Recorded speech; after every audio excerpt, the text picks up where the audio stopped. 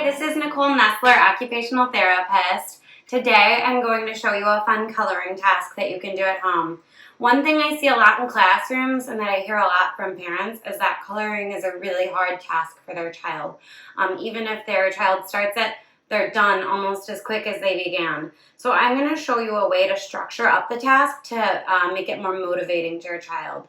One of the reasons that coloring is so difficult for some children to participate in is because it's really open-ended. So I'm going to show you ways to make it a little bit more concrete, and then hopefully your child will be more interested and engaged. The materials that you'll need are blank pieces of paper, marker, some crayons, tape, and just empty containers from food that are cleaned out. So what I always do when I'm starting this task with a child that doesn't like coloring, I always just start simply with simple shapes because those are usually motivating or just familiar. So it's a great way to start, and then as your child progresses through that and gets better with that, then you can move on to more challenging shapes or designs. So like a circle, triangle, square, rectangle. And then what you do is you'll put the crayons on the left side in this container. So this is the side that still needs to be completed, and then this is the done container on the right side. You want to do left to right because that's the way that most of our work is done. That's the way that we read. That's the way that we write. So it supports that functional visual scanning left to right. So what you'll do is your child will just take a crayon.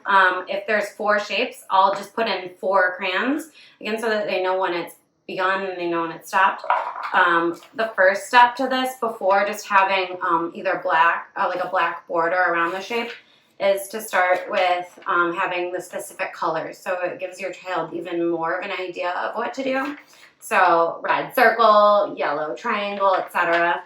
So your child's going to know, okay, I'm going to pick up the red crayon to color the circle, and then I'm going to put it in done once that's finished. I'm going to color the triangle with the yellow crayon, and then they're going to put it in the finished side on the right when that's done. When they've completed all the shapes, all of the crayons are going to be on the done side. There's going to be no more here, so they're going to know that the job is done. And then what I want you to do as you're starting this task is not so much to focus on like the ability to fully fill in the boundaries or stay inside the lines, but just even have the focus be on just getting inside the target. And then once that's accomplished, then we can slowly work on, okay, let's try and fill the boundaries more. Let's try and keep it inside. So right now we just want to see that instead of coloring just randomly, that they're going for that target. Another thing that I really recommend doing is to break your crayons. So what you might see is your child might use a fisted grasp, their whole hand to hold the marker or the crayon, and they're doing this. So what you can do is, this is the cheapest, easiest way to do this. I do this all the time with kids. I'll just break the crayons into littler bits because it's really, really hard to put your whole fist over a crayon when it's that size. So it kind of forces your hand more so to use your thumb, index, and middle finger, which is what we want to see to control that crayon.